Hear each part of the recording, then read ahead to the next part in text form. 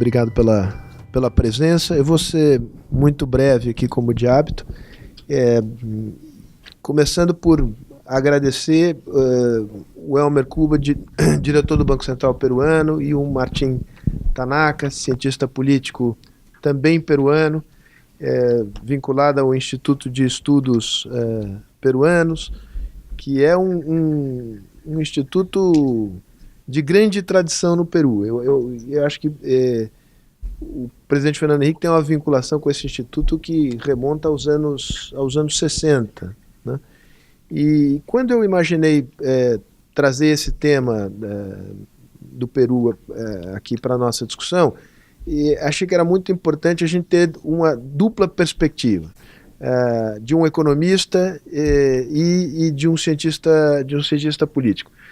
O Peru se tornou conhecido na região por um desempenho da sua economia muito acima da média da América do Sul, né? Agora, a política peruana é pouco conhecida, né?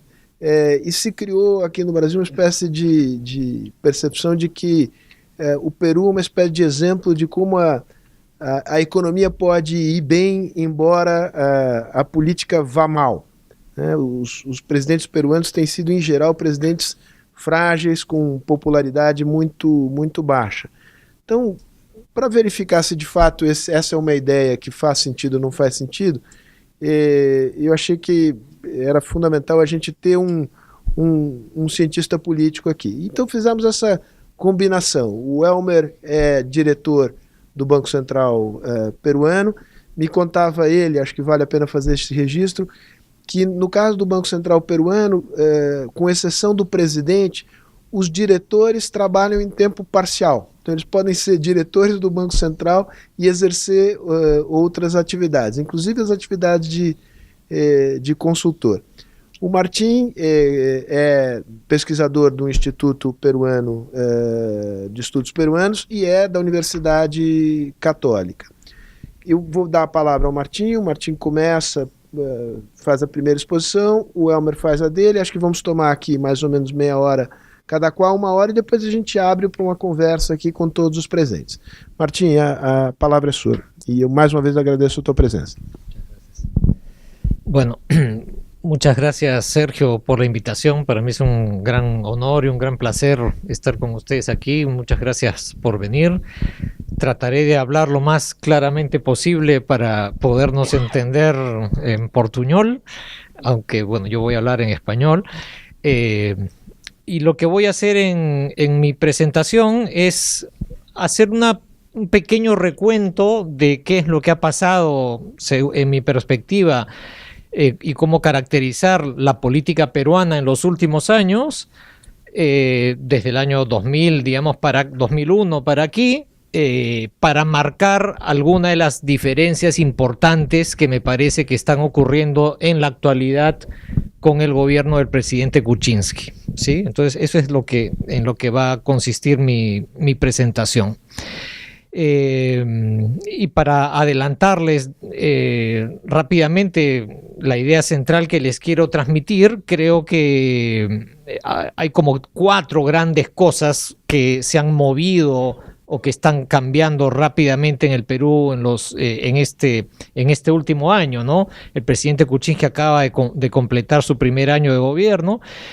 Creo que 4 grandes cosas, como les decía, adelantándoles el argumento general, 4 grandes cosas están cambiando. Uno, por supuesto, las relaciones entre el Poder Ejecutivo y el Parlamento,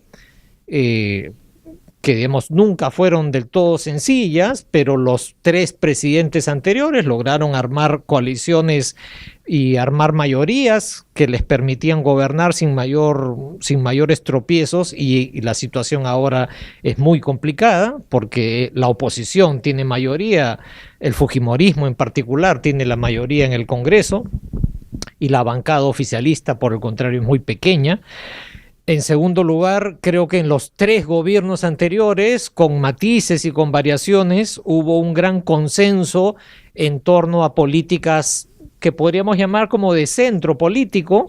Yo creo que ese consenso de políticas relativamente moderadas está como en cuestión ahora. Ya no es obvio, como lo era antes, que ese era el camino que tenía que seguir el país.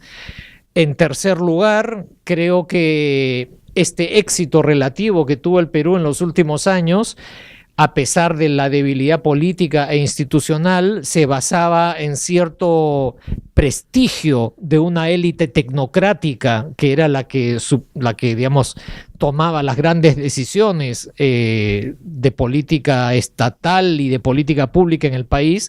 Creo que esa aura, digámoslo así, de eficiencia de un manejo tecnocrático también está seriamente en cuestión en este último año. Y finalmente, creo que hay una gran incertidumbre, a diferencia de los últimos 3 periodos gubernamentales, respecto al futuro. Creo que el futuro en los 3 gobiernos anteriores se veía como relativamente previsible, en el sentido de que parecía asegurada la continuidad de este consenso de centro que había estado vigente desde el año 2001. Creo que ahora también eso ya no está tan claro, ¿no? En fin, esas son las ideas principales que quiero transmitir en estos minutos. Y ahora lo que voy a hacer, como les decía, era contarles un poco la historia de cómo estos 4 elementos se dieron en los últimos años y por qué es que están cambiando rápidamente con el gobierno actual del presidente Kuczynski. Bueno, entonces, para no hacer la historia tan larga, creo que esta historia la podríamos comenzar en el año 2001, ¿no? Es decir, como ustedes saben, Alberto Fujimori gobernó durante toda la década de los años 90. Durante los años del fujimorismo salimos de una crisis económica brutal, ¿no es cierto? Se adoptó un modelo neoliberal orientado al mercado que permitió que el Perú retomara el crecimiento económico, pero el carácter autoritario y hacia el final del gobierno del presidente Fujimori, cada vez más corrupto, digámoslo así, generaron una gran debilidad y un gran problema político e institucional, ¿no?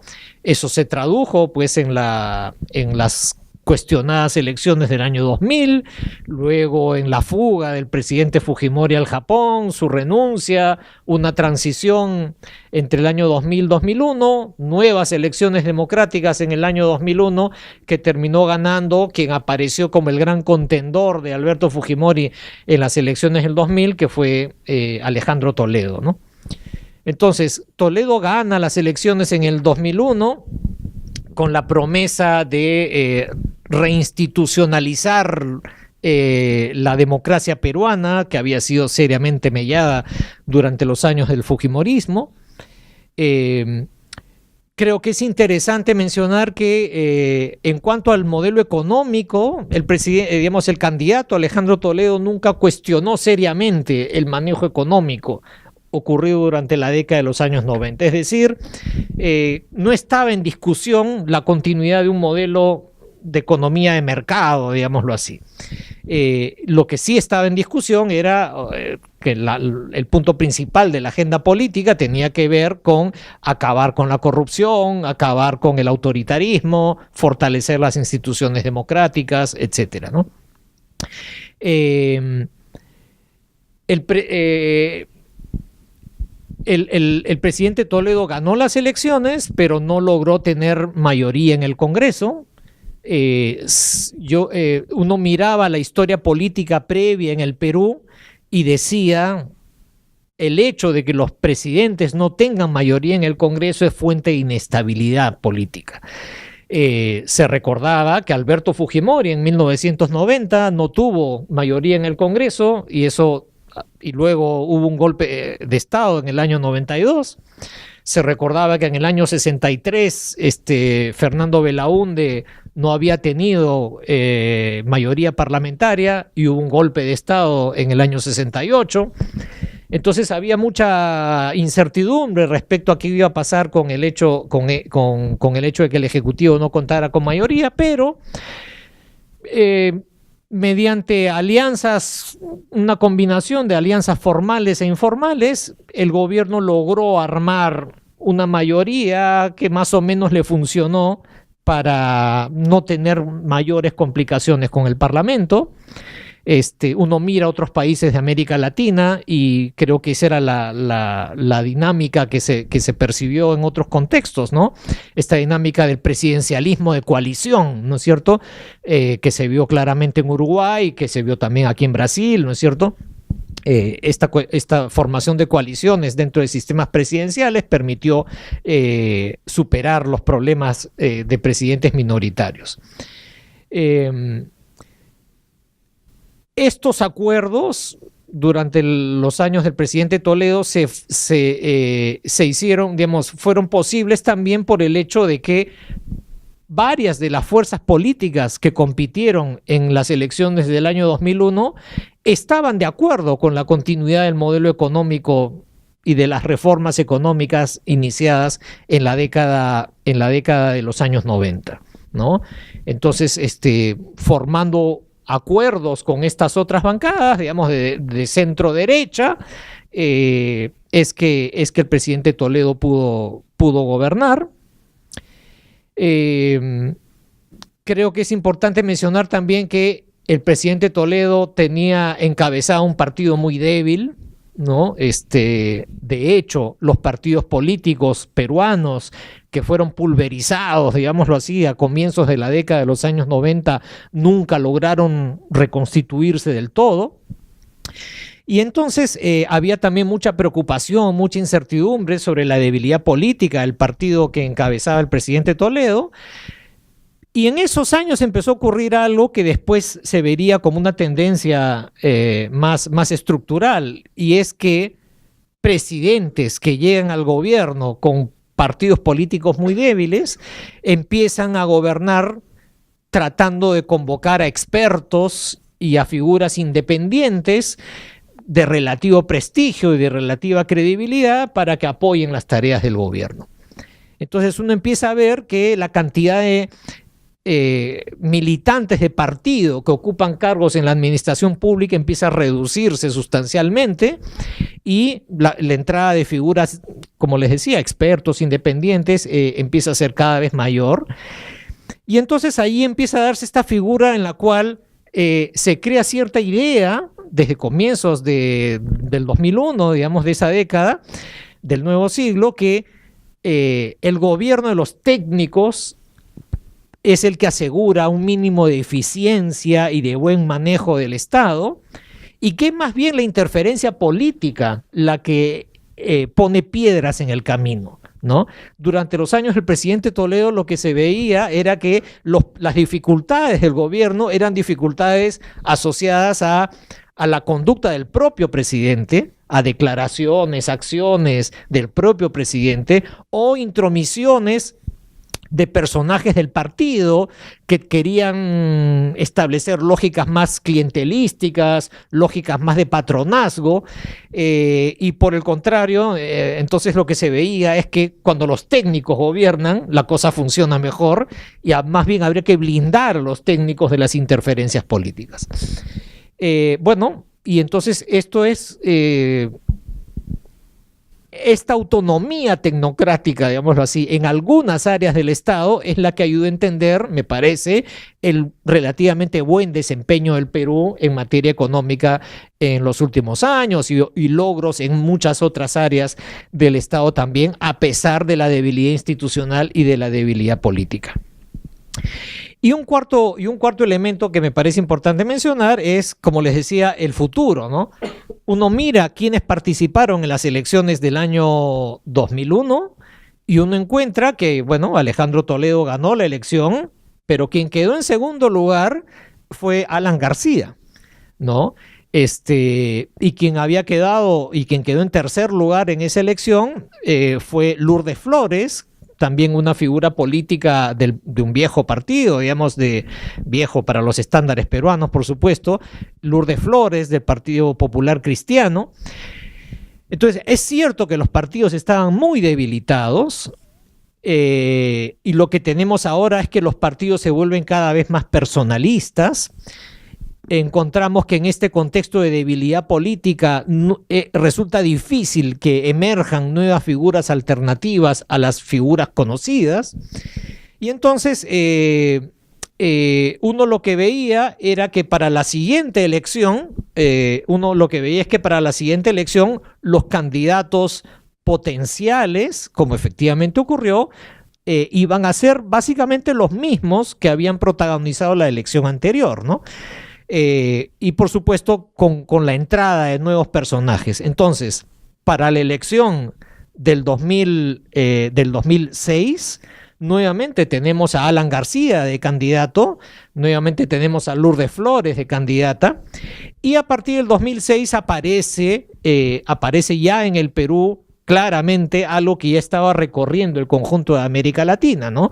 Desde el año 98, 2000, en la región empezamos a hablar de un giro a la izquierda, ¿no es cierto? En Perú ese giro a la izquierda no se dio en el 2000, 2001, pero sí empezó a tener síntomas de ser posible en el año 2006 con la emergencia de la candidatura de Ollanta, ¿no? Con un discurso antisistema muy fuerte, con un discurso muy contrario a las reformas neoliberales y llamando hacia un cambio en la política económica, ¿no? Bueno, esto es lo que pasó y ahora vayamos al siguiente episodio, ¿no? En el año 2006, Alan García gana las elecciones. Nuevamente diría yo que, al igual que con el presidente Toledo, el García no logra la mayoría absoluta en el Congreso, pero no es que haya sido totalmente sencillo, pero armando coalición con grupos de centro-derecha, el presidente García logró armar una mayoría que le permitió no tener mayores accidentes en el manejo del Congreso. Había mucha incertidumbre sobre cuál iba a ser el rumbo que iba a seguir Alan García. Todo el mundo, por supuesto, recordaba el desastre que fue la gestión de su primer gobierno entre el año 85 y el 90, que termina en hiperinflación, en un manejo económico absolutamente catastrófico. Pero un poco inesperadamente, García, consciente de esa imagen que él arrastraba de la década de los años 80, fue como muy escrupuloso en mantener la ortodoxia económica en su segundo gobierno, ¿no? Y entonces se reforzó esta idea que les había mencionado, una suerte de consenso de centro, ¿no? De continuar con las políticas vigentes hasta ese momento. Creo que con el gobierno del APRA se vio, no en la misma medida, pero esencialmente se vio también esto que les decía de que el presidente gobierna no con el partido, ¿no? El APRA ya estaba muy debilitada para el año 2006, no era el mismo APRA del año 85, ni Alan García era el mismo presidente. Entonces, durante el gobierno del presidente García también se repitió esto de que gobernó mucho, convocando figuras independientes, convocando expertos, y donde esta élite y estas redes tecnocráticas lograron mantener el control de áreas claves dentro del Estado, ¿no? Y entonces otra vez eso permitió que la economía siguiera funcionando, que aprovecháramos bien, digámoslo así, el boom de los commodities, la economía creció. Y también la pobreza se redujo, empezó a reducirse ya claramente de manera importante durante los años del presidente García, a pesar de que no hubiera durante los años del presidente García una política sectorial y una política social muy orientada a combatir la pobreza. El propio crecimiento económico empezó a tener efectos sobre la reducción de la pobreza. Ese es un tema que seguramente Elmer podrá explicar mucho, mucho mejor que yo, ¿no? Bueno, entonces, como ven ustedes, estos rasgos que les había mencionado empiezan a fortalecerse durante los años del presidente García de una manera un tanto inesperada, ¿no? Y pensando en el ciclo siguiente, uno miraba los resultados de la elección del 2006 en la elección del 2006 gana el presidente García. El candidato Ollanta saca una muy importante votación. En tercer lugar quedó Lourdes Flores, del Partido Popular Cristiano, digamos, integrando una coalición, pero aparece una gran novedad en esta elección del 2006, que la candidata del partido fujimorista, Marta Chávez, obtiene algo así como un 7% de los votos, ¿no? Eso era una novedad, fue algo sorprendente, porque muchos pensaban que después de la experiencia de los años 90, el fujimorismo iba a tender a desaparecer. Pero creo yo que la decepción con respecto al gobierno de Alejandro Toledo fortaleció, digámoslo así, las posibilidades del fujimorismo. Es como que la élite política se igualó hacia abajo, ¿no? Digamos que los nuevos que querían ser la oposición o el cambio respecto al fujimorismo no demostraron ser tan diferentes de lo que había antes, entonces eso le dio cierta opción de resurgir. Un dato muy importante es que la congresista con más votación que fue electa en el Congreso del año 2006 fue Keiko Fujimori, ¿no? Y entonces eso hizo reaparecer al fujimorismo. Otro elemento es que durante el gobierno de Alan García, se apoyó mucho en la bancada fujimorista para aprobar leyes en el Congreso, ¿no? Uno mira los registros de votación y uno encuentra que la votación del gobierno aprista con la votación de la bancada fujimorista tendieron a coincidir muchísimo, ¿no? Fue fue casi una alianza informal, digámoslo así, en el Parlamento. Entonces todo eso permitió la vuelta del fujimorismo durante los años del presidente García. Bueno, y es así como llegamos al 2011, ¿no? En el 2011, Keiko Fujimori ya es una candidata importante, ¿no? Obtiene una votación muy importante. Ollanta Humala nuevamente es candidato y esta vez gana la elección. En tercer lugar, el tercer gran contendiente en esta elección fue Pedro Pablo Kuczynski, que como ustedes saben es un personaje, digamos, que uno podría identificar de centro derecha, un tecnócrata y un personaje vinculado al mundo de las finanzas internacionales, ¿no? Entonces claramente favorable a la continuación del modelo económico, ¿no? Bueno, otra vez, había mucha incertidumbre, muchas dudas respecto a la presidencia del presidente Humala. Otra vez se pensaba que este giro a la izquierda se podría dar en el Perú de una manera un tanto tardía, con la presidencia de Humala en 2011. Pero yo creo que para el triunfo de Humala, la experiencia del presidente Lula y el PT fue bastante evidente, ¿no? Es decir, creo que la estrategia de Ollanta Humala consistió básicamente en correrse hacia el centro político, elaborar una hoja de ruta, hacer una carta abierta a todos los peruanos donde prometía un manejo económico ortodoxo, el respeto a las instituciones democráticas.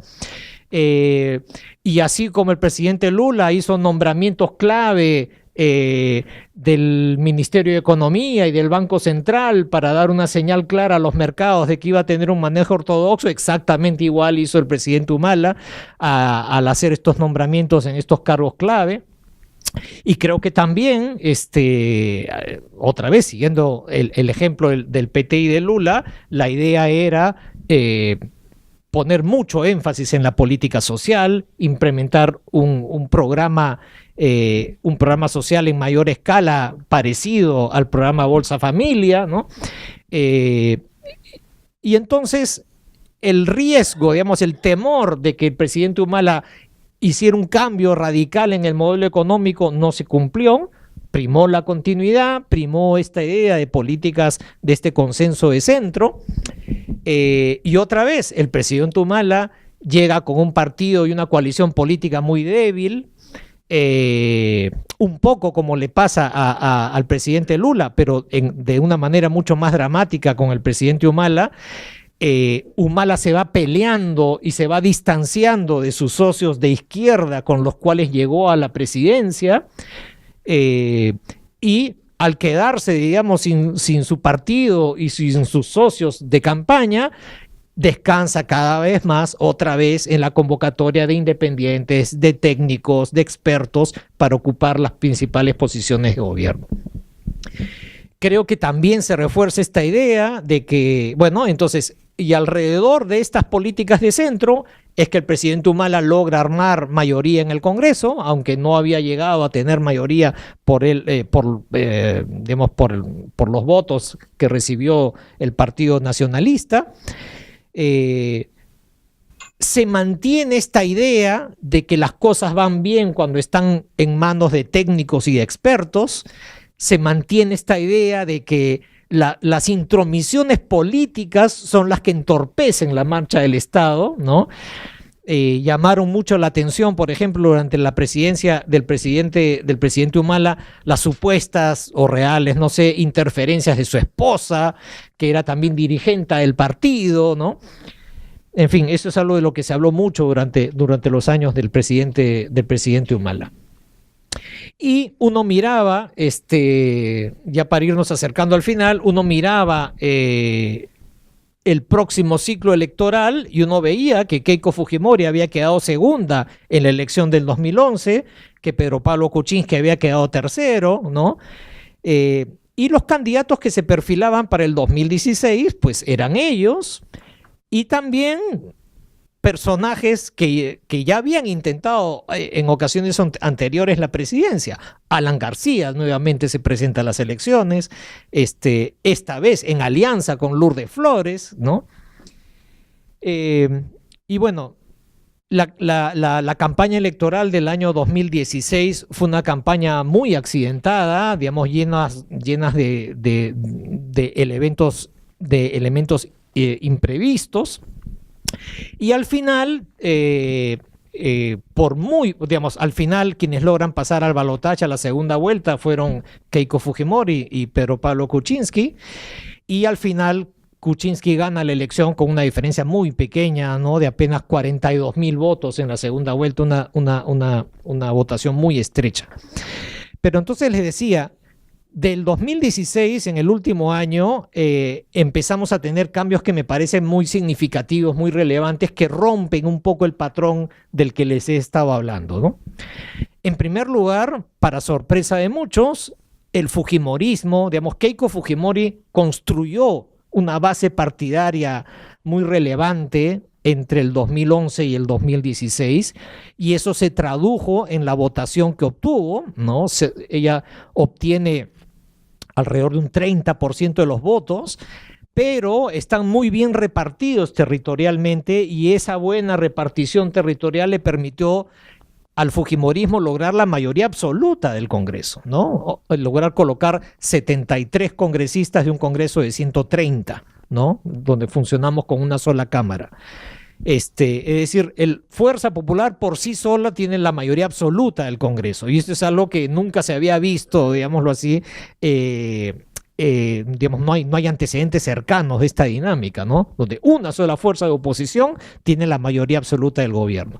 Y por el contrario, la bancada oficialista de Peruanos por el Cambio, del partido del presidente Kuczynski, colocó solamente 18 congresistas, ¿no? Apenas 18 de 130. Entonces, esto ha hecho que la situación sea muy complicada, muy difícil de manejar en el primer año. Creo que ni el gobierno sabía cómo enfrentar esta situación, ni el fujimorismo supo cómo enfrentar esta situación, que era inédita y difícil para ambos, ¿no? Entonces, el fujimorismo empieza, digamos, por ser un grupo de oposición y habiendo perdido por una diferencia tan estrecha, tiene una conducta, digamos, oscilante entre una estrategia que recuerda la mantención de este consenso de centro al que mencioné, digamos, refiriéndome a los gobiernos anteriores, pero también tiene una pulsión para ser una oposición dura e intransigente respecto al gobierno. Y entonces, en esa oposición dura e intransigente, empiezan también a cuestionarse algunos elementos que años atrás parecían intocables. Por ejemplo, la posibilidad de una censura al ministro de Economía. Por ejemplo, la posibilidad de la censura del ministro de Educación, que estaba implementando una serie de reformas en el sector de educación que en el mundo experto eran ampliamente valoradas, ¿no? Creo que es importante explicar Sí. que el Parlamento tiene la facultad de... Sí, sí, nosotros tenemos un sistema en el cual, como dicen, tenemos un semipresidencialismo con algunas incrustaciones parlamentarias, ¿no? En donde el presidente nombra al Consejo de Ministros, pero el presidente tiene que aprobar ese nombramiento del Consejo de Ministros, y eso, los ministros de Estado pueden ser destituidos por el presidente, pero también por el Congreso, ¿no? Entonces tenemos una especie de híbrido constitucional presidencial parlamentarizado, digámoslo así, ¿no? Sí, ese es un detalle que es importante. Entonces, en estas pugnas entre Ejecutivo y Parlamento, algunos elementos de este consenso de centro en torno a la continuidad del modelo económico empiezan a crujir, digámoslo así, ¿no? Empiezan a mostrar dificultades que no se habían visto antes. Digamos, el fujimorismo era percibido como una fuerza muy prosistema, por supuesto, ¿no? Porque las reformas económicas orientadas al mercado fueron implementadas en los años 90 con el gobierno de Fujimori, pero eso ya no está tan claro ahora, porque los fujimoristas tienen eso, lo mantienen ciertamente, pero de otro lado también tienen la pulsión de ser opositores intransigentes y cuestionar algunas decisiones del gobierno que evalúan que son políticamente costosas y que le pueden dar algún rédito mostrar oposición frente a ellas. Hay una tercera cosa que cambia. Ya no estamos en el contexto de los años del boom, el manejo económico se hace un poco más complicado. Los escándalos que vienen asociados a Lavallato y a las inversiones de Odebrecht en el Perú han afectado muchísimo la dinámica política allá. Y entonces empieza a ocurrir algo que también es relativamente nuevo. Ese prestigio y esa aura de eficiencia tecnocrática empieza a estar en cuestión ahora también, ¿no?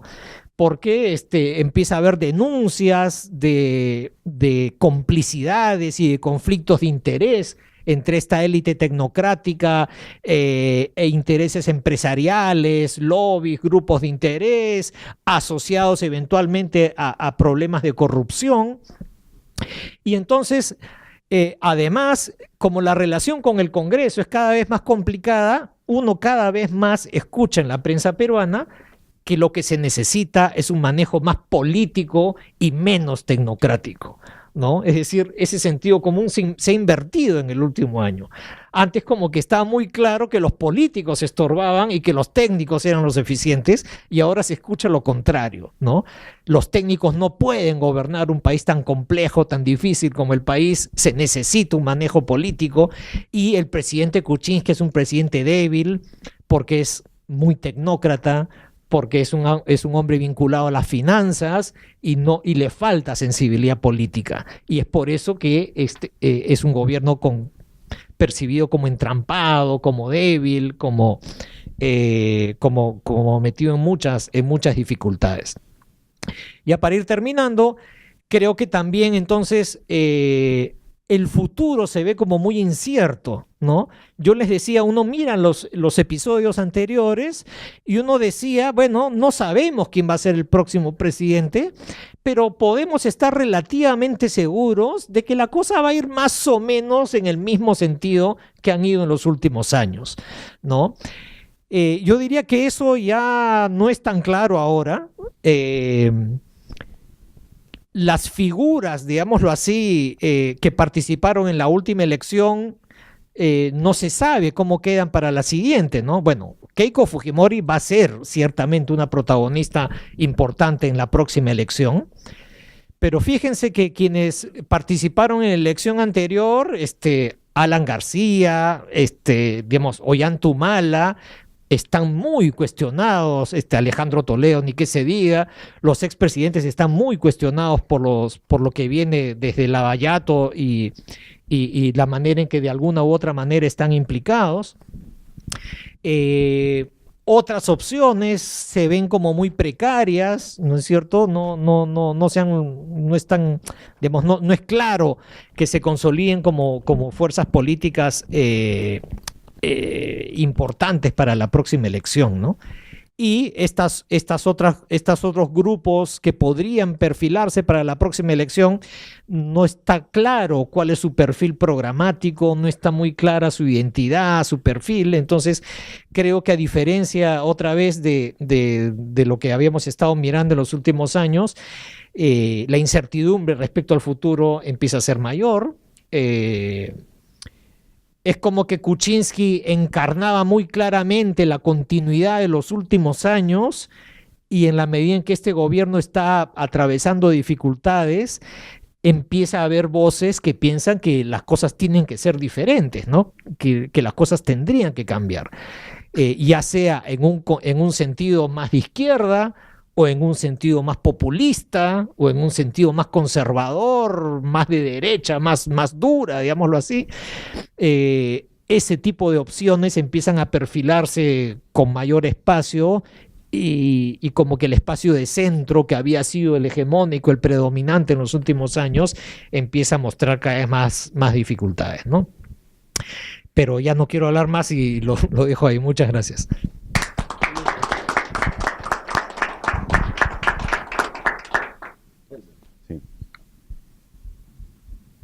Buen economista vas a presentar mi tiempo, claro. Y voy a medir mi tiempo. Buenos días. Gracias por la oportunidad de estar aquí para compartir unas cuantas ideas sobre Perú de la parte económica. Primero quiero hacer una revisión de cómo le iba a Perú junto con otros 7 países más grandes de Latinoamérica, donde obviamente está Brasil, México, Argentina, luego viene Perú, Chile, Colombia y Venezuela. Esta es la década dorada de Sudamérica.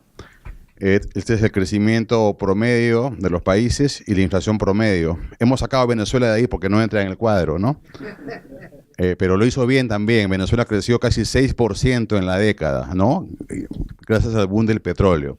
Y Perú fue la estrella macroeconómica de la región, creciendo en promedio un poco más de 6% en esos 10 años, y además con la inflación más baja de la región, una inflación cercana a 2. Entonces, es todo un mérito ser el país que más crece en 10 años y al mismo tiempo es que tiene la inflación más baja, pegada a 2%, casi menos que Estados Unidos.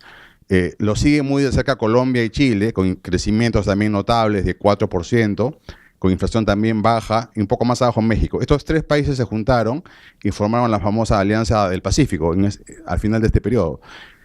Pero países como Venezuela, que no está acá, o Argentina, también crecieron fuerte gracias al boom de los commodities. Brasil, un poco más abajo, una tasa también interesante, pero por debajo de sus pares. Y México, que acá no fue jalado ni por China ni por Estados Unidos. México en verdad es el ejemplo acá de economía que se quedó indefinidamente en lo que se llama ahora la trampa del ingreso medio, ¿no? Esos son 10 años de historia. O sea, México crece 2%, menos que Estados Unidos en esos 10 años de boom, mientras el sur de América lo hacía más rápido. Bueno, luego el 2014 comenzó a cambiar la historia. Ya los precios de las materias primas bajaron, y los capitales se fueron nuevamente y se produjeron episodios devaluatorios en toda la región, y Perú logró mantenerse a la cabeza. Incluso, claro, las tasas promedio acá son más altas, ¿no? Acá vean C4, acá el precio casi 2,5. Se pegó este pelotón acá, Perú, México, Chile y Colombia. Brasil cayó en promedio un poco de 3% en promedio hacia abajo en 3 años, con inflación pegada a 10. Y Venezuela sigue acá afuera, ¿no? Porque tampoco entra por el tema de la inflación. Tiene una inflación promedio de 140% y un crecimiento promedio de menos 9 en 3 años. Una cosa impresionante lo que le viene ocurriendo a ese país. Entonces, el mensaje acá es: Perú lo hace muy bien con las vacas gordas, y también lo hace bien con las vacas flacas, ¿no? Incluso casi más que este pelotón, pero no como necesitamos en Perú por los jóvenes que están entrando al mercado laboral cada año. Esa es la mirada macroeconómica. Los macroeconomistas miramos esto muy sencillo, dos variables, ¿no? Inflación y crecimiento o desempleo. Y ahí lo hacemos muy bien en ese trade-off. Pero viéndolo más como economía del desarrollo, esta gráfica me importa más. No es macroeconómica, es el desarrollo mismo de los países. Están los mismos 7 países de hace un momento. Está el PIB per cápita en dólares de paridad. Eso es importante. Dólares de paridad quiere decir cuántos panes compra tu salario, ¿no? No importa cuánto ganes en dólares, pero cuántos panes compras versus el otro país, porque los precios son diferentes, ¿no? Están metidos ahí, los economistas usamos este número para comparar entre países, ¿no? Son dólares de paridad de compra constante. En eso Perú, antes del boom, era el 7º país de la región, con un per cápita casi de $6.000, el más rico era Chile. Pero acá he puesto un poco la relación, ¿no? Chile nos lleva 2.1 veces, Brasil 1.7, acá está mintiendo que está México. Y luego de 10 años de crecimiento, Perú logra cortar distancias. Ya no está Chile 2.2 veces más, sino 1.9, Argentina 1.6, Brasil 1.2, Colombia 1.1. Entonces Perú se acomoda bien, crece mucho, todos crecen, ¿ah? Todos crecen, pero Perú crece un poquito más rápido. Y hemos puesto un poco de futurología, ¿no? Al 2021. Y no son cifras mías ni del Banco Central, son cifras del Fondo Monetario. El Fondo Monetario piensa que va a ocurrir esto en cada país y hemos puesto los números. Chile sigue siendo el país con el PIB per cápita más alto de los 7. Luego viene Argentina con 1.5 veces más que Perú. Este que está acá pegado, no lo ven acá. Parece ser, no es Brasil, ¿ah? México, no, Colombia está pegado acá. Hoy en día, acá me falta un decimal, pero si seguimos a este ritmo y según el Fondo Monetario de los próximos 4 años, Perú está acá, es 1, ¿no? Venezuela está acá, ya es menos que Perú, y Brasil está apenas, 1.1 es 1.7, es 7% más nomás. O sea, a este ritmo, el PIB per cápita de un brasileño va a ser apenas 7% más que un peruano. O sea, se están acortando hay una convergencia, digamos, ¿no? No así países que se han disparado, como Chile, que sigue muy fuerte, y Argentina, que bueno, se va a recuperar algo. Venezuela es una historia muy triste, está acá perdiendo un poco el impulso, y acá está pegado México y Colombia. Esto es Brasil y Colombia, en verdad. México todavía se ha mantenido alto. Esa es la mirada más de largo plazo. Un poco viendo los números, quería hablar un poco más de Perú. El crecimiento mundial es la línea verde, de todo el planeta Tierra. Perú es la línea roja, crecía el doble que el mundo en estos años. Y América Latina y Caribe es la línea amarilla, ¿no? Que crecía en promedio el mundo. O sea, Perú lo hizo muy bien, crecía en promedio encima de la región y encima del mundo. Con la crisis de los metales y las salidas de capitales, después del tapering en Estados Unidos, Perú se mantuvo en promedio como el mundo y la región obviamente jalada acá. Básicamente esto es Brasil y Venezuela y Argentina, que son tan grandes que te tiran el promedio abajo. Y esperamos para el 2018, para el próximo año, un Perú pegado al crecimiento mundial y la región ya recuperándose con apenas 2%. Esto parece bueno para Perú, pero si Perú crece 3% al año, va a haber problemas sociales que vamos a ver inmediatamente. Y esto ya es una frecuencia más corto plazo, trimestral, ¿no? Acá en Brasil es la línea que está acá, todavía sigue negativo, pero cada vez menos negativo. El que viene en picada es países como Argentina todavía, ¿no? Quería ver rápidamente los más fuertes de la región. Estos son los países mejor manejados en macroeconomía en la región, la Alianza del Pacífico. Perú sigue siendo mejor que los demás países. Colombia, complicado, en picada, Chile en picada. Y los déficits fiscales comienzan a aparecer. Todos estos países eran superavitarios fiscales. El déficit fiscal comienza a aparecer acá y todavía sigue en picada. Y Perú acá lo hace muy mal, con un déficit fiscal no estabilizado todavía. Ok, entonces lo que hemos visto hasta ahora es un país bien manejado en el macroeconómico, crece muy fuerte, en 10 años duplica su tamaño, eso es muy importante. Perú ha duplicado el PIB per cápita en solamente una década. Eso tiene efectos sociales y políticos importantes. Pero todavía no es, de hecho, el país más desarrollado de la región. Es el 7º en ese orden de los más grandes. Acá no está Uruguay ni Costa Rica, que también están arriba en el ranking, ¿no? Pero pero eso es porque, vamos a ver luego por qué. Quería ver ahora un poco qué ha pasado con la sociedad peruana a niveles de estratos socioeconómicos. Éramos, antes del boom, el 2014 en Perú, 6 millones de hogares, hoy día somos 8 millones y medio de hogares. La línea punteada es la línea de la pobreza. Como ustedes tienen un tipo de cambio de 3.12, 3.14 y Perú tiene 3.20, se puede pasarlo a reales sin problema. Esto podría ser también reales para entender mejor los números, ¿no? O sea, en Perú, si gastas mensualmente 328 reales, debajo de eso eres pobre por mes. ¿Ah? Encima de eso eres no pobre. Entonces los pobres extremos que están acá abajo, que eran 1.300.000 hogares, ahora son 600.000 hogares. En general los pobres se están reduciendo. Estos pobres ahora han pasado a ser una clase media, pero media muy frágil, pegada a la línea de la pobreza. Pero la clase media se ha duplicado. La clase media la hemos definido acá como que estás lejos de la línea de la pobreza, ¿no? De 1,5 millones a 3,5 millones. Es notable el crecimiento de esa clase media y se nota en Perú en la compra de automóviles, en la compra de electrodomésticos, en los precios de las casas. Hay una clase media importante que es reciente. Era antes esto era un rombo, ¿no? Un rombo típico de los países latinos, y Perú se ha convertido poco a poco en una pirámide con una importante clase media. Y los que gastan, esto es por persona, no es por familia, ojo. Estos que están acá son, por ejemplo, por persona por mes, gastas más de 2.500 reales por mes por persona. Si tu hogar es de 4, estos son 10.000, ¿no? Eso también ha aumentado de 180.000 a 500.000 de personas. Entonces, eso es Perú como un todo, como un todo. Pero si vamos ahora a partir de este país en 3 grupos, ¿ya? Perú, Lima, ciudades que no son Lima, y el mundo rural, porque es muy diferente. Esto es Lima, ¿no? Notable. O sea, todo Perú quiere ser Lima, ¿no? Casi no hay pobres en Lima extremos y muy pocos pobres, ¿no? Sumados, ojo, en Perú más o menos son 2, en Perú hay 8 millones y medio de hogares, ¿no? En Lima es 1/3 del país y pocos hogares pobres. El grueso de Lima son clase media, 1.600.000 hogares, casi la mitad de la clase media. O sea, la mitad de la clase media vive en Lima. No, aunque 1/3 de la población del Perú vive en Lima, pero la mitad de la clase media vive en Lima. O sea, Lima es el país que queremos ser, digamos, en Perú. Si Perú fuese Lima, estaríamos en el ranking de aquí, acá, estaríamos acá. Perdón. Lima, solita, es pegado a Chile. O sea, Lima es Chile. Lima es Chile, ¿no? Pero falta el mundo andino y el mundo amazónico, ¿no?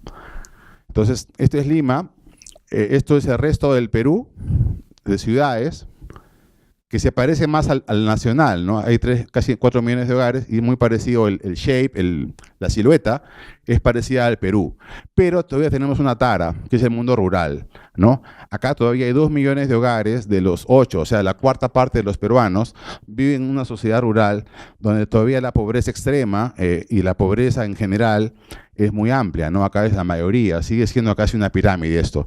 Y solamente hay 12.000 personas que tienen un gasto encima de 2.500 soles o reales por mes, que son los capataces de la mina, los capataces del fondo, ¿no? Que están en el mundo más rural. Entonces, esta suma de 3 grupos, el mundo rural, 2 millones, más 4 millones de ciudades sin Lima, más Lima, forman el Perú de hoy. El Perú de hoy, como un todo, claramente es un país donde prima la clase media, pero todavía hay un grupo importante acá, no menor, de clase vulnerable, que no es pobre en el sentido estadístico, pero en el sentido social sí, ¿no? Por ejemplo, una empleada del hogar, una empleada doméstica y un cuidador de edificios, si se casan los dos, no serían pobres, ¿no?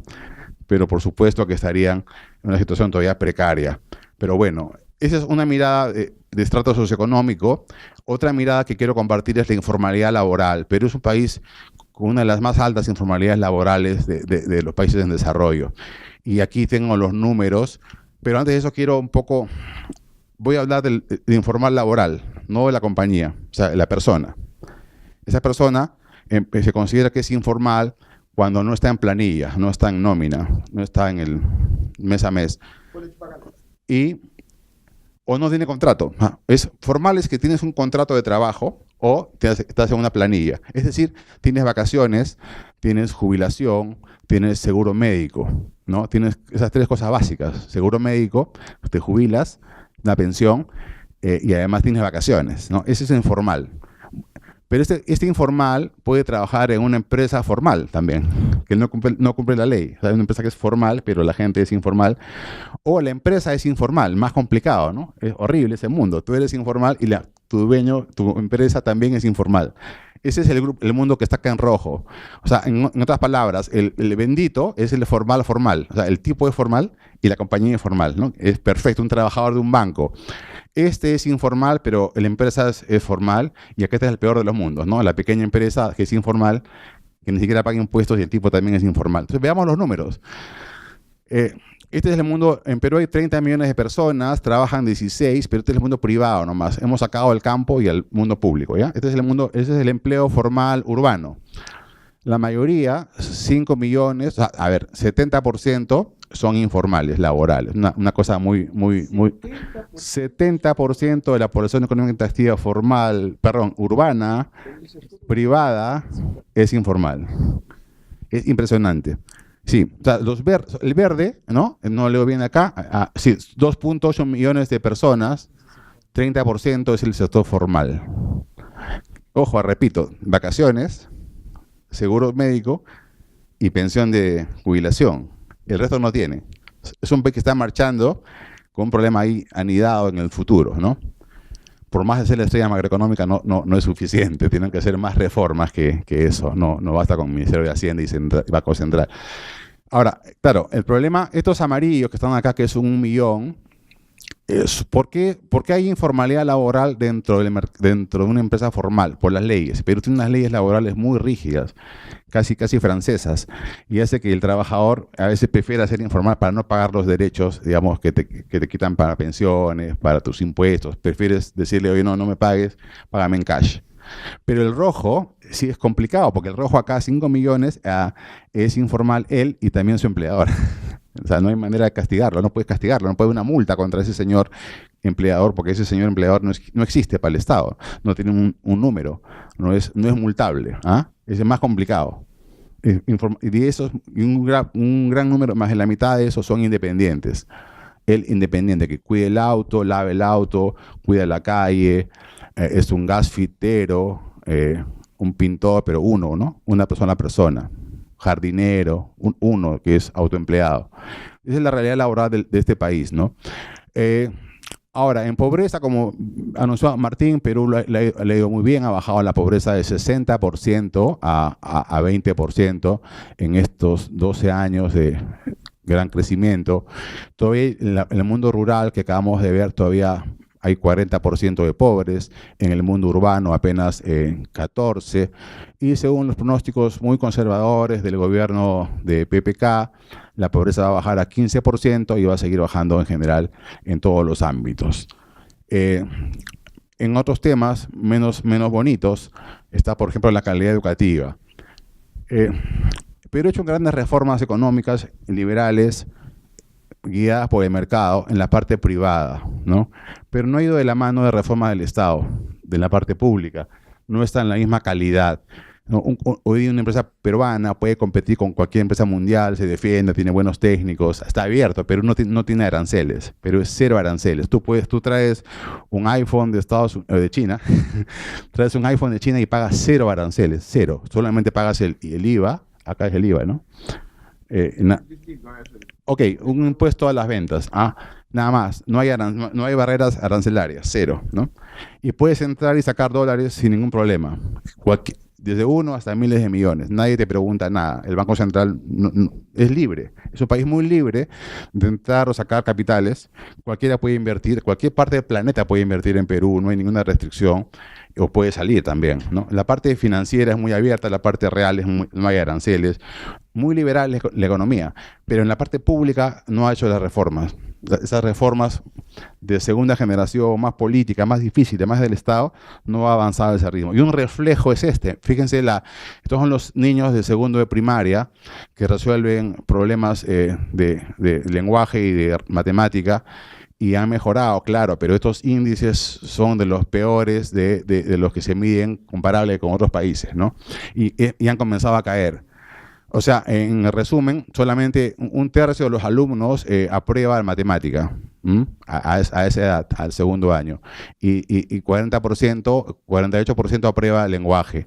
Estamos fabricando niños que no van a triunfar en la globalización, en la economía del conocimiento. En los próximos 20 años van a estar severamente disminuidos para tener una vida con ingresos moderados. No estamos fabricando todavía pobres del futuro. Eso no está resuelto. Es más, según estudios que están por publicar de un colega mío en la compañía, gran parte de este incremento en la mejora educativa se debe al niño que come mejor que el niño que estaba acá, ¿no? El niño que rendía exámenes en el 2007 era un país más pobre. El niño que rinde exámenes ahora es un mejor niño. Esto no es el Estado peruano. Esto no es una mejora del Ministerio de Educación, todavía. ¿No? Profesor, sueldos, material didáctico, esto todavía no es. Ojalá que ocurra más adelante, pero todavía es que el niño, el insumo educativo, el niñito, está con el estómago lleno y no se duerme, no se queda dormido en la clase, ¿no? Eso es en cuanto a educación, puramente un reto público, grandemente. En la salud nos hemos quedado estancados con una anemia infantil todavía alta, en promedio 33%. O sea, esto es increíble. Un país que además tiene un credit rating enorme. Perú es el país de toda América Latina, incluido México, que tiene menor riesgo país. O sea, se puede endeudar. Perú no tiene un problema de deuda pública. Perú emite un bono soberano y los mercados se lanzan a comprar 5-1 un bono peruano a tasas más baratas que España hoy día. O sea, fiscalmente hablando, Perú es muy sólido. Y sin embargo, no sabe gastar. Esto es muy barato.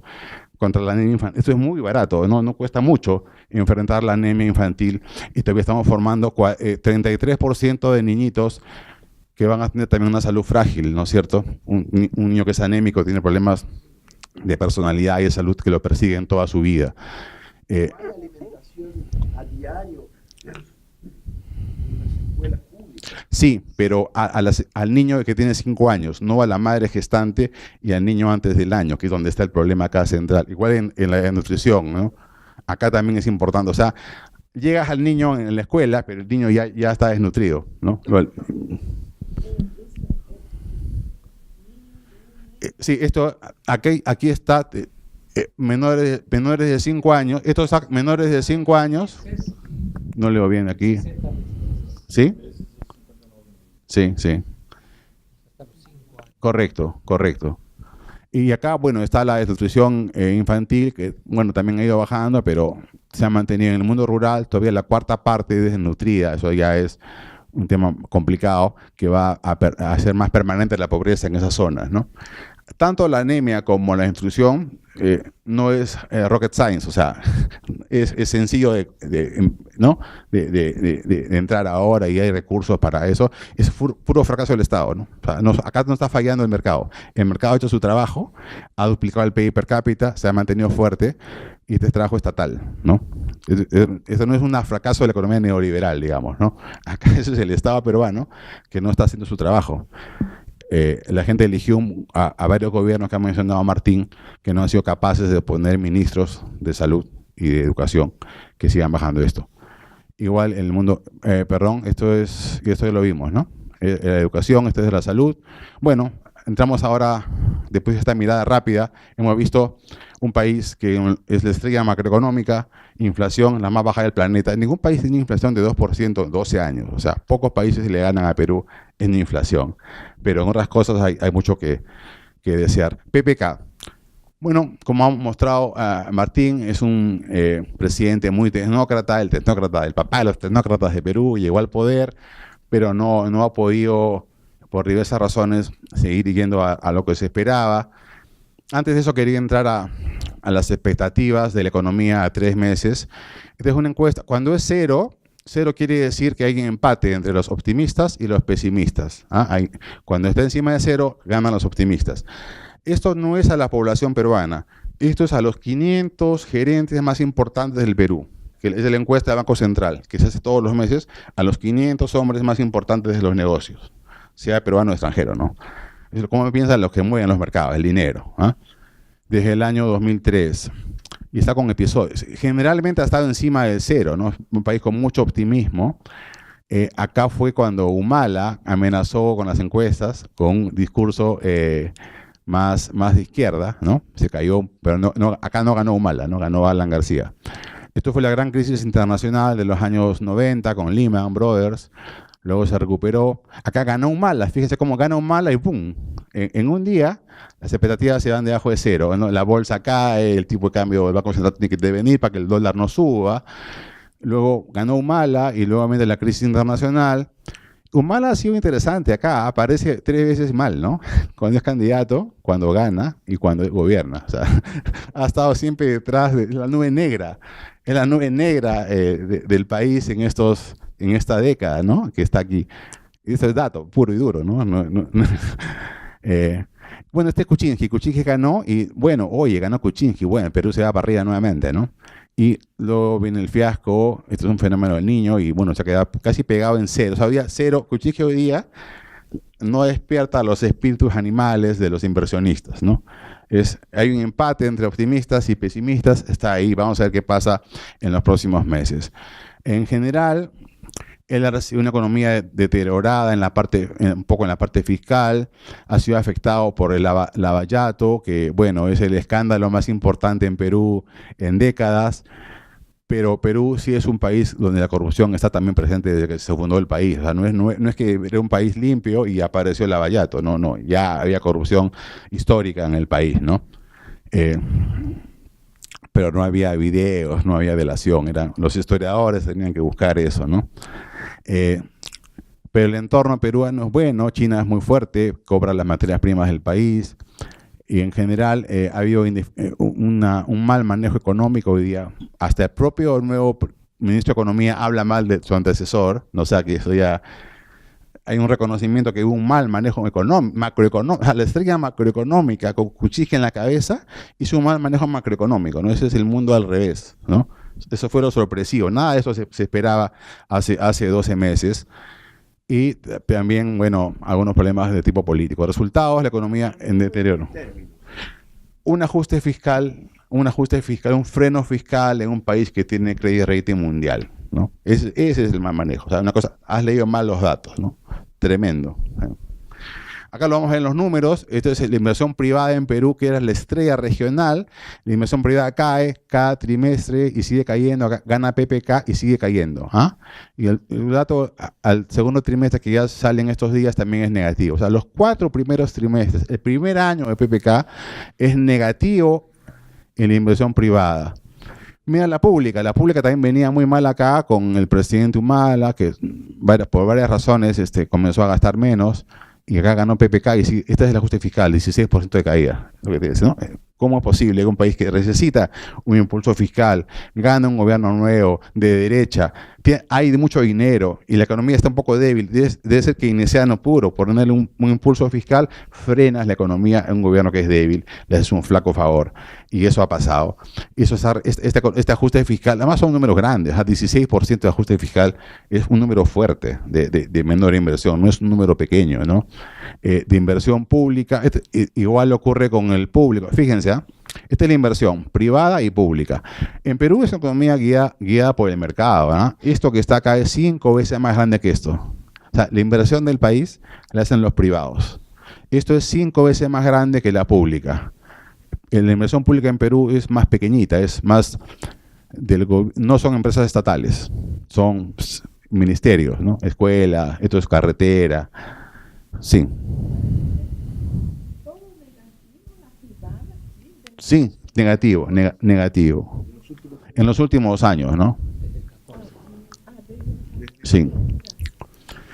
Ahora, esa es la inversión. El consumo privado y público. Miren, PPK gana acá y hace un ajuste fiscal también en el consumo. O sea, ya compra menos medicina, ¿no? Compra menos medicina. No solamente la inversión la que frena, sino el gasto corriente del Estado, ¿no? Mira cómo venía y hace un ajuste. O sea, si tú sumas, o sea, ha hecho un ajuste fiscal de la inversión pública y el consumo público. Y eso se ha reflejado en el consumo privado, que se ha desacelerado un poco. Este número es el peor número de 14 años, ¿no? Si vemos hacia atrás, es el peor trimestre de 14 años, incluso más débil que la crisis mundial del año 2008. ¿Qué ha pasado con el empleo? Este es el empleo en Lima mensual. El empleo formal, el verde, sigue muy seguido al PBI, al GDP, que está acá en el amarillo. Este es el empleo informal. O sea, cada vez que hay más empleo, se crean empleos formales y se destruyen empleos informales. Pero en el último periodo ya no. Si se fijan acá ya están empatados. O sea, ya dejó de ocurrir ese fenómeno. Me explico. Este es el dato a abril de este año. En Lima ya no hay más empleo, 0.5. Han caído... el empleo malo ha crecido y el bueno ha decrecido. Hay empate. O sea, se han creado 100.000 puestos de trabajo formal y se han eliminado 100.000 puestos de trabajo, se han creado 100.000 informales y se han eliminado 100.000 formales. Y el empleo dejó de crecer, ¿no? Eso es algo que no se esperaba tampoco hace 12 meses. El crédito también se ha desacelerado. Entonces el crédito bancario, si se fijan, en este eje está la tasa promedio anual desde el 2004. Fíjense, en promedio es 15% al año. O sea, pocos países en el mundo tienen un crecimiento del crédito 15% al año en ese periodo, ¿no? Uno observa un crecimiento promedio del 15% del crédito privado. Es algo fabuloso, pero también ese motor se comenzó a apagar y hoy día crece apenas 5.4%. El peor desde que cambió el boom, que comenzó acá el boom, ¿no? Esta es la crisis mundial. ¿Cuánto es el crédito en 30%. Sí. Entonces has tenido en resumen, has tenido una mini recesión con Kuczynski. Una mini recesión de 2 trimestres, ¿no? 2 trimestres negativos, el empleo muy lento y el crédito muy lento. Eso es un cuadro recesivo. En un libro de texto diría, oye, acá hay una mini recesión. Digo mini porque ya está pasando. Va a mejorar, esperemos, en el resto del año. Bueno, este es el número fiscal. Perú. El Estado peruano es muy chico porque cobra poco. Ustedes tienen el doble de presión tributaria, ¿no? 30% del PIB. Perú es apenas 15% del PIB, ¿no? Y ha venido bajando y con Kuczynski sigue bajando, ¿no? O sea, la capacidad del Estado de gastar, su presencia. Sí, esto hay que revertirlo porque no va a haber dinero para luchar contra la desnutrición, ¿no? Subir sueldo a los profesores, sueldo a los policías, sueldo a los médicos, sueldo a los jueces. No hay mucho espacio si no logras estabilizar el ingreso tributario en un gobierno de un tecnócrata que se esperaba que haga lo contrario, ¿no? Esto es, como digo, los ingresos tributarios de Perú. Sí. Esto es 2004, o sea, en 3 años, sí. ¿Esto fue pérdida de eficiencia tributaria o fue baja de los impuestos por decisión? No, esto fue caída de la materia prima, caída de la rentabilidad minera y menos impuesto a la renta.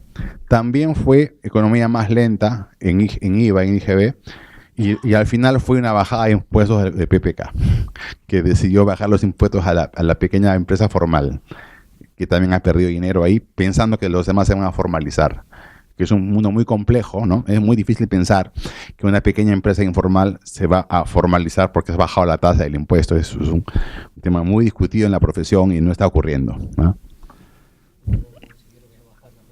Sí. Fue una especie de gobierno de Reagan, ¿no? Es Reagan, o sea, Supply Side Economics, ¿no? Magic Economy, ¿no? Eso es, en el fondo. De hecho, PPK es republicano, ¿no? Ok, en resumen, entonces vean ustedes cómo en Perú, esta es la parte más importante, esta es la parte fiscal, estos son los gastos que cada año suben, siguen subiendo, están en miles de millones de soles, son parecidos a los reales, pero Brasil es 10 veces más grande que Perú. O sea, si esto lo multiplican por 10, eso para comparar si se gasta más o si gasta menos en Brasil. Y estos son los ingresos. Acá te decía, el año 2014 los ingresos se comenzaron a caer y se han quedado abajo. Y acá tienes un hueco, ¿no? Que es importante. Este número ya es 4% del PIB. ¿El resultado primario? Sí, es el primario que hay que resolver. Bueno, Entonces, al final tienes una economía lenta, con un déficit fiscal abierto, con boca de lagarto ahí al final no resuelto, ¿no? Que no se pensaba hace 12 meses. Este es un ejemplo. Hubo un terremoto en Perú hace unos años. Este hospital bonito, en un puerto bonito de pisco, donde se fabrica el pisco, se derrumbó. Estuvo 6 años con carpa, con circos, atendiendo a los enfermos, y se construyó acá. El terremoto fue el 2006, se construyó en el 2012. 6 años para construir el hospital más importante del pueblo simbólico donde se fabrica el pisco. Ese es el Estado peruano, esa es su capacidad de respuesta rápida ante un escenario así. Ahora hemos tenido una cosa peor. Ha habido un fenómeno del Niño importante que ha destruido 1000 escuelas, 500 postas médicas en el norte, y hay un plan de reconstrucción. Según nosotros, esto se va a demorar recién en el 2019, va a ser el grueso de la obra. O sea, no hay esperanza todavía para el 2018. No es que esta reconstrucción va a llegar rápido y va a salvar a PPK y al gobierno rápido, con gasto, porque eso va a demorar. Y esto es con una ley nueva que daba el Congreso, que es una ley fast track, ¿no? Para no demorarnos 6 años. Esto es para demorarnos 2, ¿no? Con lo cual ya sería un éxito. Esto ya sería un éxito, ¿no? Si esto ocurre. Proyecciones, un poco para ir avanzando. Pero es una economía primaria, exportadora, como es notorio. Pero acá lo hemos dividido en dos, la parte primaria y la parte no primaria. La primaria es la amarilla y la no primaria es la roja. La roja es mucho más suave, ¿no? Está el sector no primario. ¿Quiénes están acá?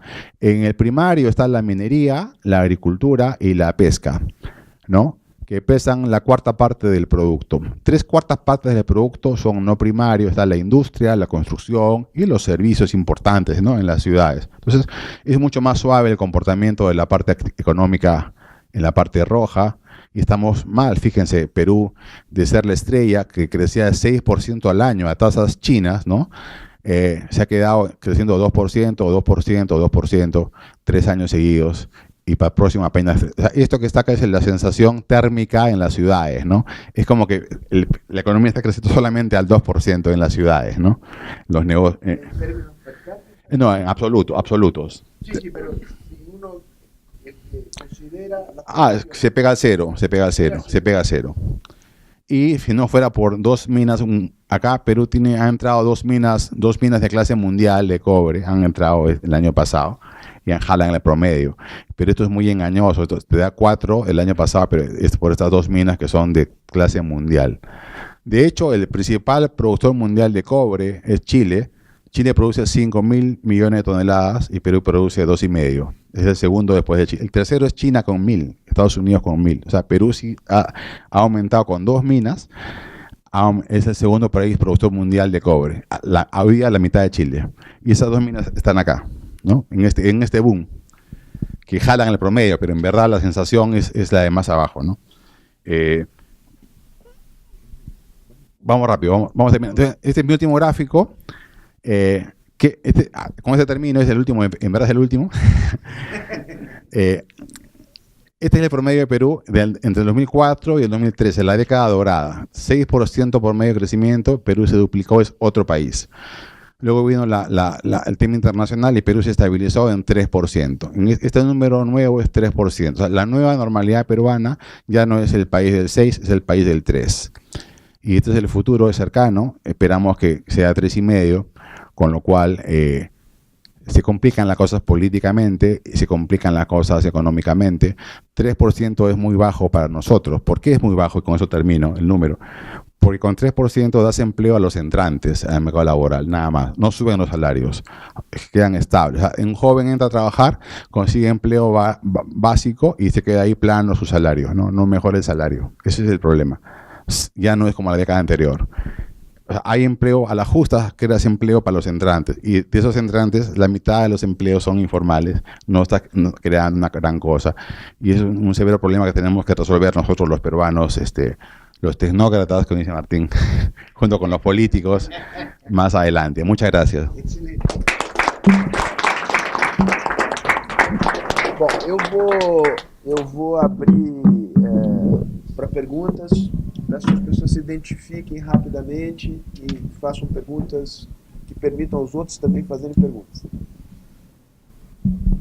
Meu nome é Paulo Bastos, sou frequentador aqui da Fundação e creio que essa reunião para mim é de muita importância, porque nós criamos durante o governo Toledo o Conselho Empresarial Brasil-Peru, porque nós julgamos que nós julgamos que a maior complementariedade do Brasil na América Latina é o Peru, prefeito de parcerias.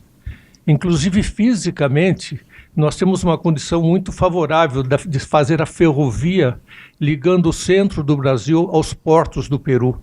A famosa bioceânica, que houve tentativa no passado de fazer via Chile, via Argentina, mas me parece muito mais execuível fazer a nível de Peru. Eu perguntaria basicamente o seguinte: qual é o estado da arte dentro do Peru, no meio empresarial e governamental, da construção da ferrovia bioceânica? E, em segundo lugar, de que maneira nós poderíamos reabilitar, buscando essa complementariedade de atividades brasileiras no Peru, o nosso Conselho Empresarial Brasil-Peru? Muito bem. Eu vou arriscar, eu também vou acrescentar aqui um pouco para ligar, para vincular as duas exposições, ¿no? Porque tú has pintado un cuadro que no es un cuadro sencillo, ¿no? Que en términos per cápita de un crecimiento que está estancado, ¿no? Y esto tiene un impacto político, ¿no? Y debilita el consenso en torno a las políticas que fueron implementadas en los años 2001. Martín, ¿cuáles son las opciones en términos de agenda política para Perú? ¿Qué piensa el fujimorismo, que tiene 70%, que tiene 70 escaños en un Congreso de centro y tiene la mayoría absoluta? Tiene capacidad de proposición. Esta proposición es convergente con las ideas del gobierno. O sea, o Perú está en una situación de estancamiento económico plus de estancamiento de impasse político al mismo tiempo.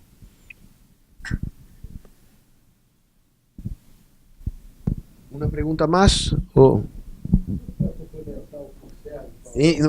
No microfone. Essa exatamente.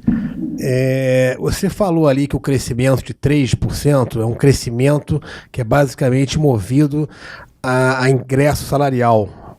É como se fosse um piso, né, de crescimento, mas que não é um grande crescimento para o ingresso do mercado de trabalho que está se vindo, né? Como é que vem esse crescimento, tendo em vista que o investimento está em queda livre, o consumo está caindo, e o peso do setor exportador, que é um pouco maior que o peso no PIB do Brasil, mas eu dei uma olhada nos números, o incremento também não é tão grande assim, tendo em vista que hoje o preço do cobre hoje, em termos de valor, não é tanto que nem aquele período de 2003 a 2007, que foi o período auge dos commodities, que inclusive todos os países emergentes se beneficiaram.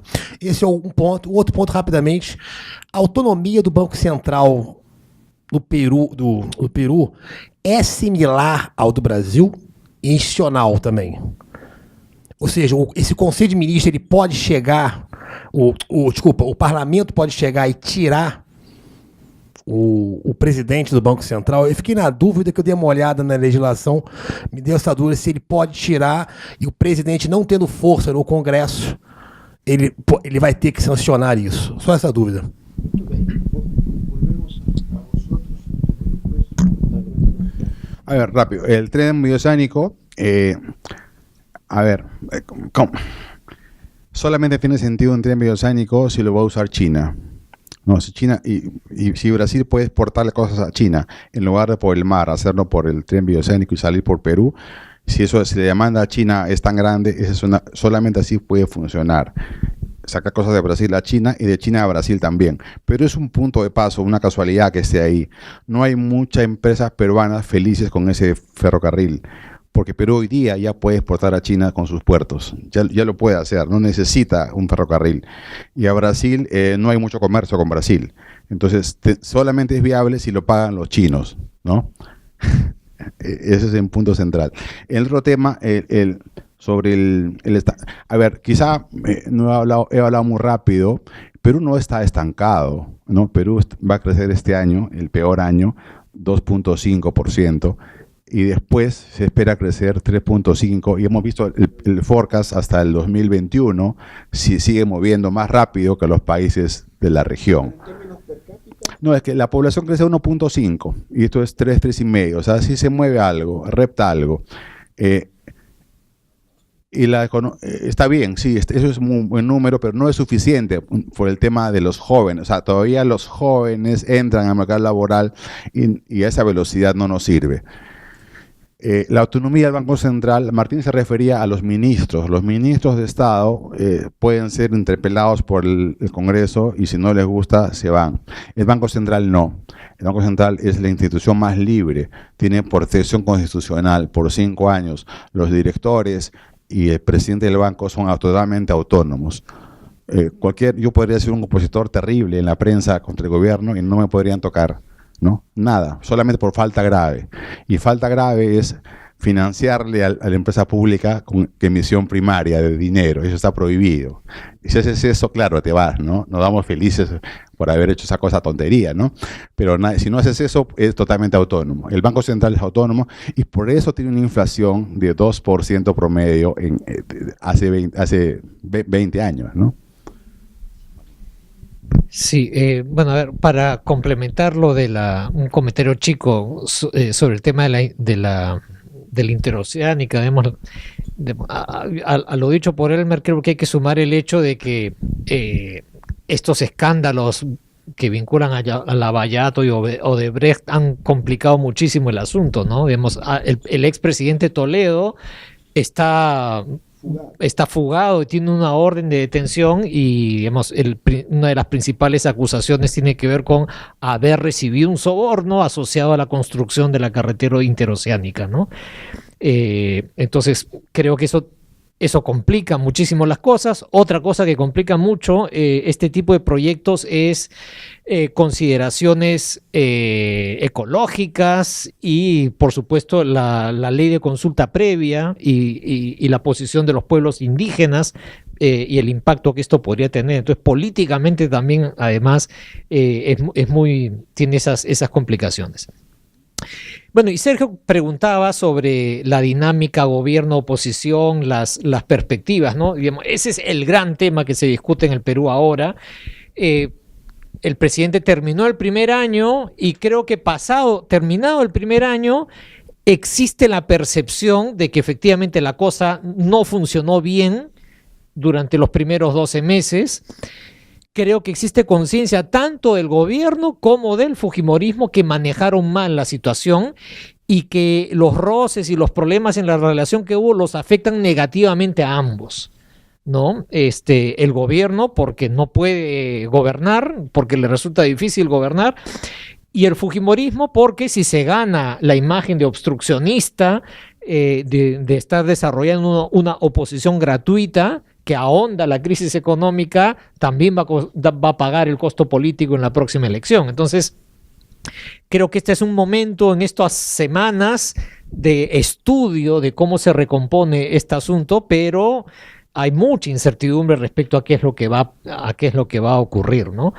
Creo que por lo menos escenarios más catastróficos ya no se ven con tanta claridad en el horizonte. Es decir, durante el primer año hubo muchos analistas y comentaristas políticos que especulaban con escenarios catastróficos del tipo el Congreso destituyendo al presidente de la República o el presidente de la República forzando un enfrentamiento con el Congreso para poder cerrar el Congreso y convocar a nuevas elecciones, ¿no? Entonces, esos escenarios más catastrofistas creo que ya no se ven con tanta credibilidad en el horizonte, cosa que es bueno, pero igual la relación sigue siendo complicada y no está claro cómo es que se va a redefinir, ¿no? Por lo menos creo que los costos de tener de mantener un impasse político son evidentes para los dos jugadores principales, ¿no?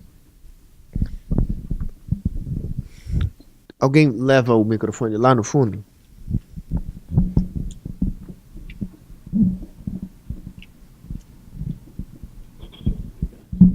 Bom dia a todos. Queria agradecer o convite para estar aqui. Estou aprendendo bastante. Meu nome é Gilberto Caetano, sou professor da PUC de São Paulo e gostaria de saber sobre o acordo bilateral do Peru com os Estados Unidos e também sobre o comportamento das taxas de juros lá, relacionando isso, evidentemente, com a própria inflação que a gente acabou de saber aí. Muito obrigado. Elmer, creo que esta es para ti. Sí, a ver, hace 25 años, con el gobierno Fujimori, Perú es las reformas más importantes del siglo en el país.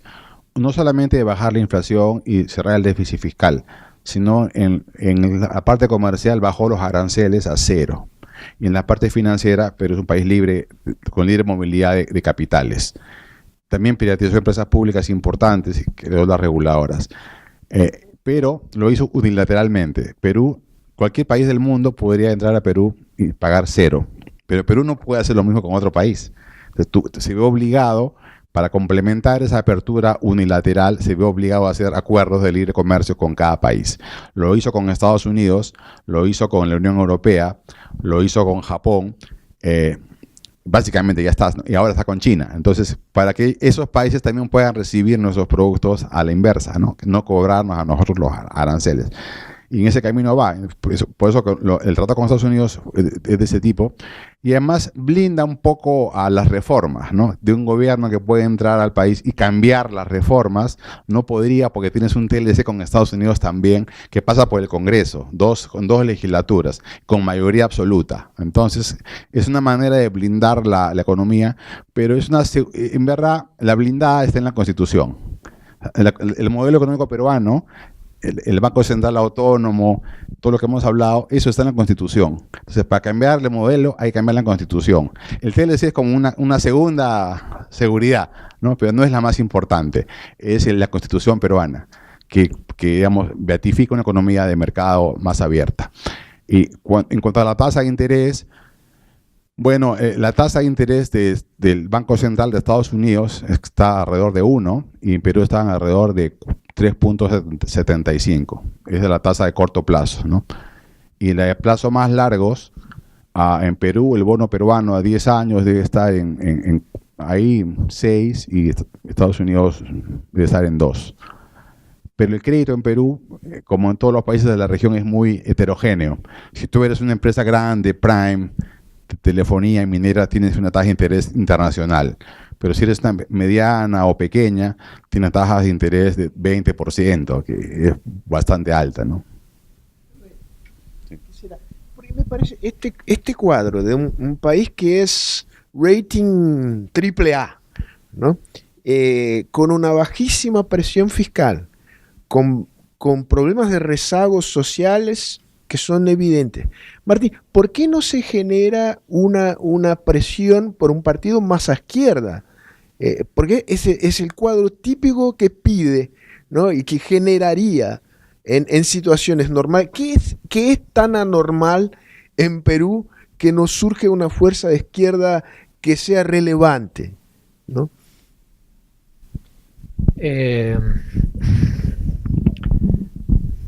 A ver, yo creo que en Perú ese discurso más contestatario, digámoslo así, sí tuvo una audiencia y claro, y se expresó esencialmente en la votación por Ollanta-Humala, ¿no? En la elección del 2006 los beneficios del crecimiento económico no eran del todo evidentes porque digamos, el crecimiento más dinámico recién empezaba, ¿no? Entonces había la percepción de que había mucho descontento, que se recibió una herencia muy pesada, pero al mismo tiempo, como veíamos, Perú pasa por la coyuntura de crisis del 98, 2000, creo yo que mejor, claro, que lo que pasaron aquí, o lo que pasó Argentina, o lo que pasó México. Entonces, creo que el sentido común era, bueno, hay muchos problemas, pero creo que mejor nos va continuando con esto que hemos estado haciendo antes que cambiarlo radicalmente, ¿no? el crecimiento económico creo que consolidó ese sentido común. Entonces, Humala 2011 para ganar ya no fue el del 2006, se corrió al C, o sea, él entendió correctamente que para ganar tenía que moderar su discurso. Creo yo que ahora, con tasas de crecimiento menores, con los escándalos de corrupción, con esta idea de que los técnicos están contaminados por conflictos de interés, capturados por el sector privado, efectivamente se abre un espacio para un discurso más contestatario, más de izquierda, ¿no?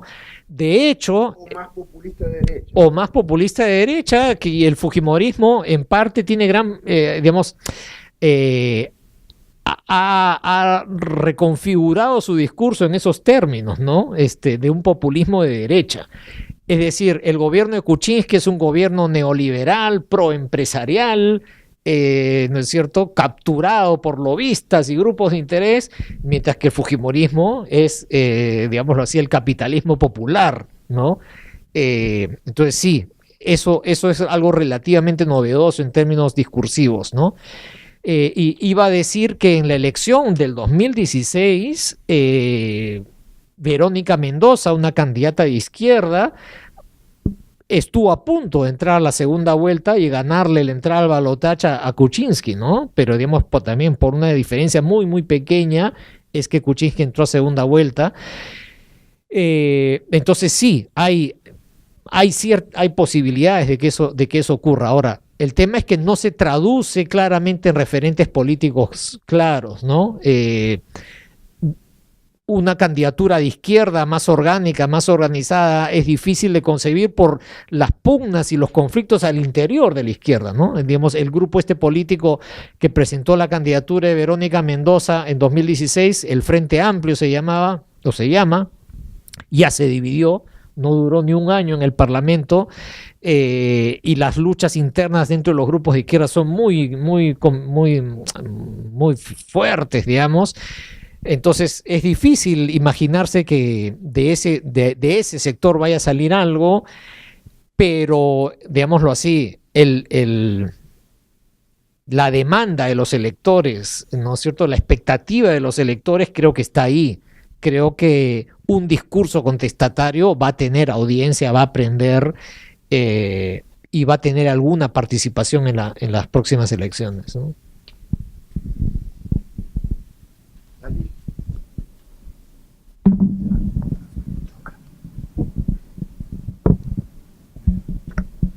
Buenos días.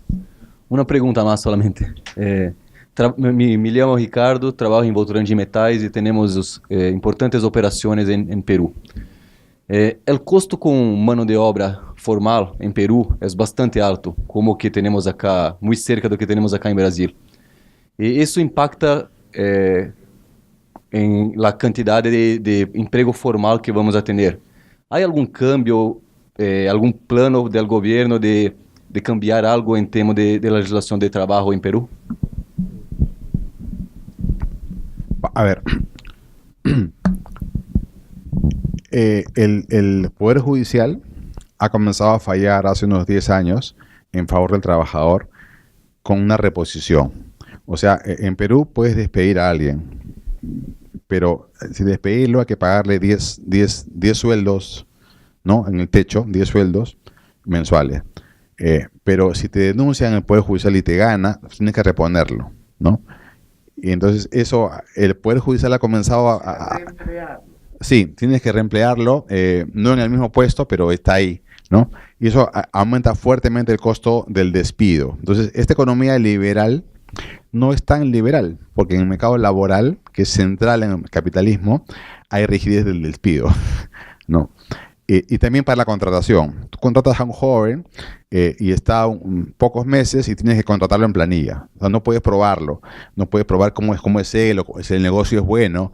O si te metes a un negocio nuevo y a ver cómo te va. Y si te va mal, ya tienes al tipo ahí adentro. No lo puedes despedir. O sea, es costoso contratar y despedir, se ha vuelto costoso. Y por eso tenemos en parte, no es toda la explicación, esa informalidad laboral. Pero es generada por otro poder del Estado, que es el Poder Judicial, que falla de esa manera.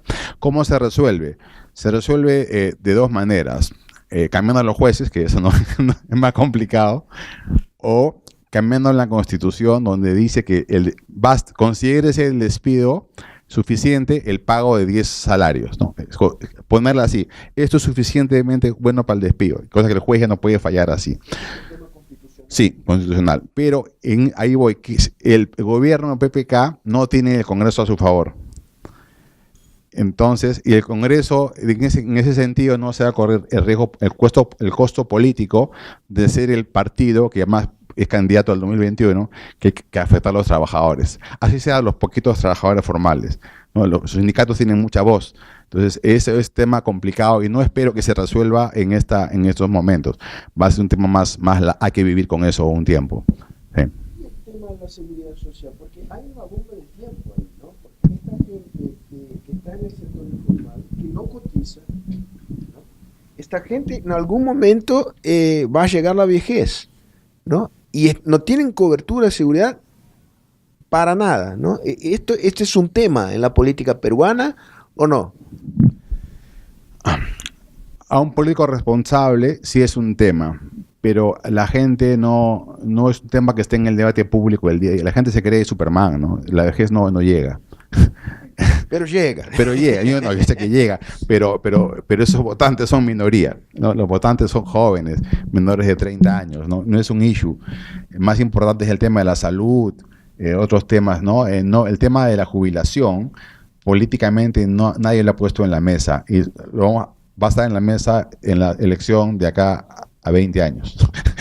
Ahora, ¿no? y una cosa corta con, Tarde, ¿no? sí, y una cosa corta con eso, volviendo a esto del ambiente populista que gana espacio en el país, yo diría que al revés, ¿no? Cada vez que el gobierno ha intentado una reforma laboral, ¿no? En el sentido de, por ejemplo, el gobierno de Humala y este gobierno también, ¿no? Tienen algunos proyectos para promover el empleo juvenil de manera tal que las empresas puedan contratar trabajadores jóvenes, digamos, con un paquete de derechos especial, ¿no es cierto? O compensar con capacitación laboral menores derechos laborales. Ha generado una gran oposición de los jóvenes, ¿no? Que dicen que están en contra del recorte de sus derechos, ¿no? Digamos, acusar al gobierno de ser antipopular, antilaboral, ¿no es cierto? Es muy fácil, es un argumento que vende muy bien políticamente. Y luego también, respecto al tema de la jubilación, de las pensiones, claro, la gran mayoría de los trabajadores no tienen nada simplemente, pero incluso los trabajadores que ya tienen, ¿no es cierto?, y que están en el sistema de AFPs, de fondos privados de pensiones, más bien la tendencia, como se ve un poco en Chile y en otros contextos, ¿no?, es más bien de acusar a los fondos privados de pensiones de funcionar mal, y más bien como que la presión está ahí como en retroceder lo que se avanzó en ese terreno también, ¿no? Más bien dar facilidades para que los trabajadores puedan retirar su dinero, ¿no es cierto?, afectando su fondo. Eso es algo que gana cada vez más audiencia, digamos, culpar a la administración privada de pensiones de ser mala, ineficiente, etcétera, y que cada uno con su dinero podría manejarlo mejor, ¿no? Eso es algo que también gana audiencia en términos políticos, ¿no? Bueno, hay una pregunta imperdible, que es el tema de la investigación de las constructoras brasileñas en Perú. La relación entre qué tanta autonomía tiene el Ministerio Público de Perú para avanzar esta investigación y qué impactos políticos está generando esta investigación. ¿Qué puede cambiar en el paisaje político peruano? Bueno, a ver, es bien complicada esa pregunta, ¿no?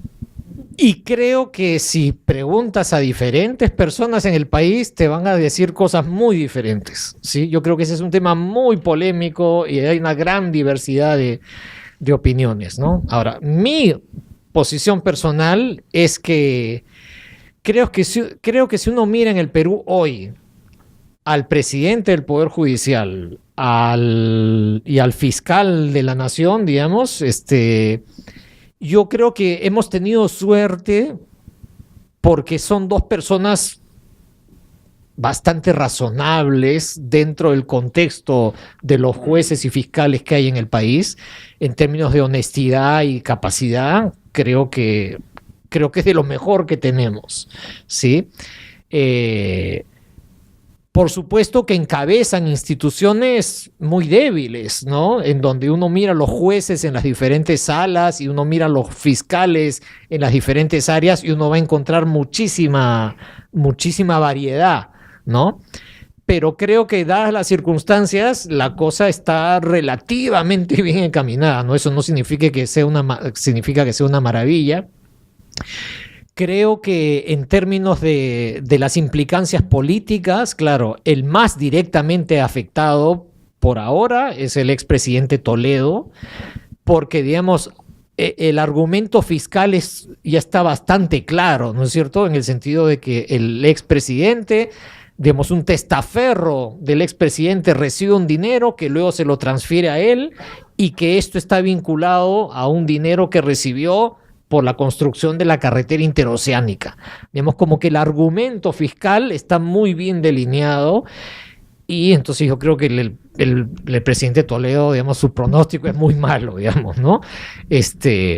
Ahora, luego, en términos de complicaciones, está el expresidente Humala, que está arrestado en este momento, ¿no es cierto? Aunque todavía no hay acusación fiscal, ¿no? No hay acusación fiscal, aunque ya está arrestado por peligro de fuga, en fin, ¿no? Yo creo que su caso es más ambiguo. Yo creo que su caso es más ambiguo. Durante el juicio, yo creo que él va a tener más elementos para pelear, porque, digamos, lo que está claro es que él recibió dinero para su campaña, ¿no? Y que usaron ese dinero de la campaña para diferentes cosas, no solamente para la campaña, sino para, digamos, un gasto personal del presidente, ¿no? Y que también está relativamente acreditado que encubrieron esos aportes de campaña, ¿no? Los disfrazaron y simularon, digamos, aportes privados que ya están demostrados que no existían, para disimular este asunto. Ahora, ¿hasta qué punto eso es un delito penal, digámoslo así, y no una falta administrativa? ¿Hasta qué punto, si es que es un delito penal, es efectivamente lavado de activos? ¿Hasta qué punto ellos eran plenamente conscientes del origen ilícito de esos fondos?